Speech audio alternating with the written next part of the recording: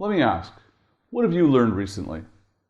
Ambitious people often ask me if they should return to school to get a degree, usually in business training. I tell them that there is a lot of thought and factors that go into such a decision. They need not just to consider the cost or tuition and lodging. There's also the need to run the numbers on the opportunity cost of what they could be learning or doing during the time that they'll need to take away to be earning their credentials. These hard-earned, hard-nosed assessments that you can make are whether or not you're willing to put in all of those thankless hours into deep study and whether the marketplace is putting a high enough premium on their specialization to justify the time spent away from the world of work, if you will. So whether or not there's a specific degree in the cards, I always tell them the same bit of advice. They must commit themselves to a life of learning. It's a lifelong goal to continue to learn. You'll always have an insurmountable advantage over others if you're committed to continuously learning more about your work and what it is that drives you. A lot of us pay lip service to this notion, but it can be very hard to carry away and carry out in real life, especially with the demands of our time, of our careers, and our families. So when is it the last time that you read a nonfiction book that you didn't have to? When was the last time that you watched a documentary instead of half watching a game you didn't even really care about and the outcome of it? If you can answer affirmatively, great. For many of us, it's easy to grow complacent or to assume that we have already learned everything that we need to know. Our accomplishments and the fancy degrees hanging on the walls maybe send the message that we've cracked the books just enough and we need to concentrate on our daily work. But not taking the time to step back and consider the broader context of the world we live in, not just our tiny little slice of industry or niche expertise.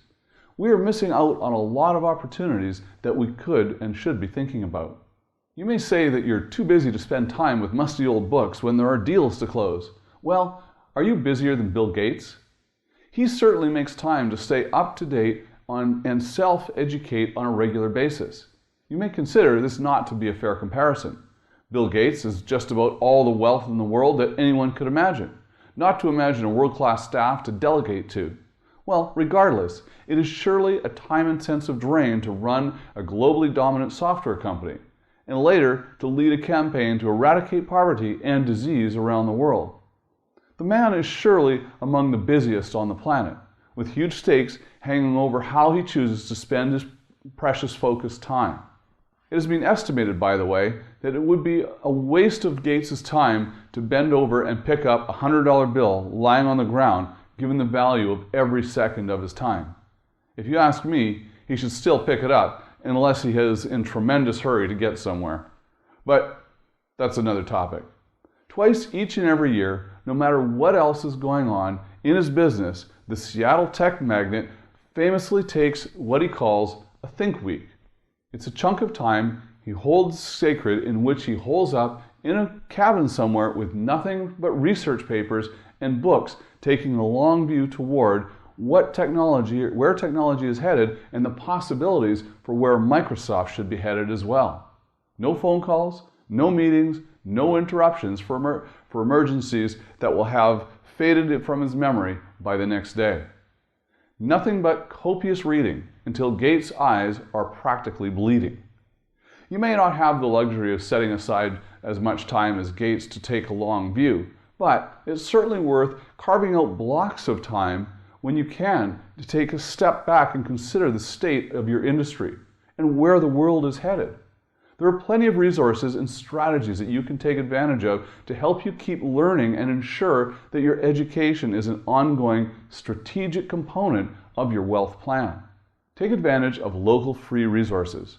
There are a wealth of business books that you can acquire free of charge from your local library. If the knowledge alone is what you are seeking, more than the credentials or the networking opportunities, it's very likely worth your while to spend more time browsing the stacks and educating yourself rather than plunging yourself into debt and to pick up a degree. So check out your options online. One of the newest major developments that could disrupt the educational field forever is the emergence of MOOCs, or Massive Online Open Classes. These offerings allow students to sit in on trainings and lectures from world-class institutions without paying a dime.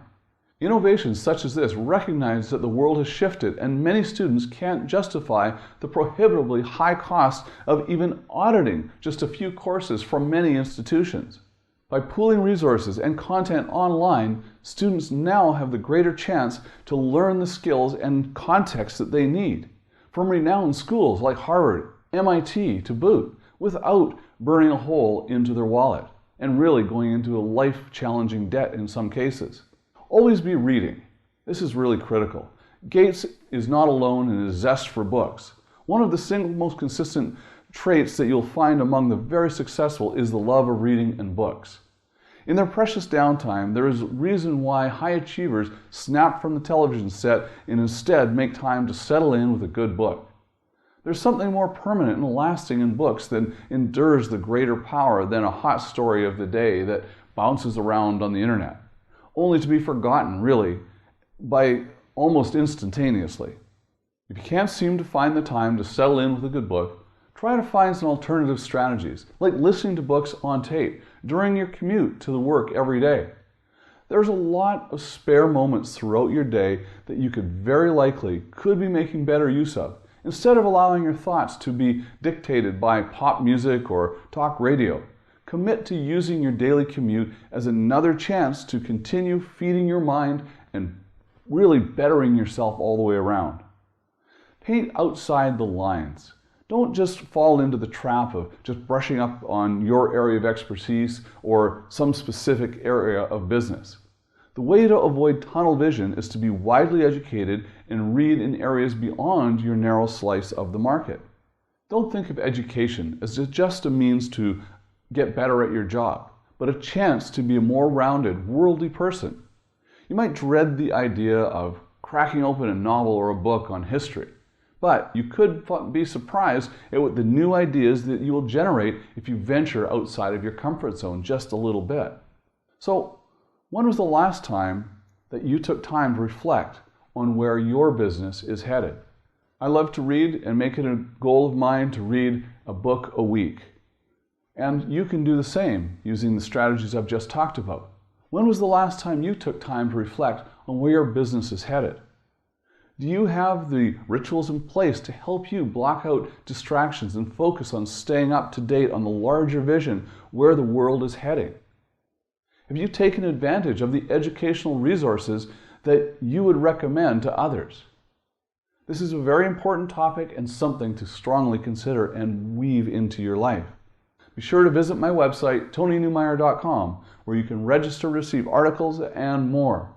Also, subscribe to my YouTube channel and follow me on Facebook. And until next time, and always, live rich.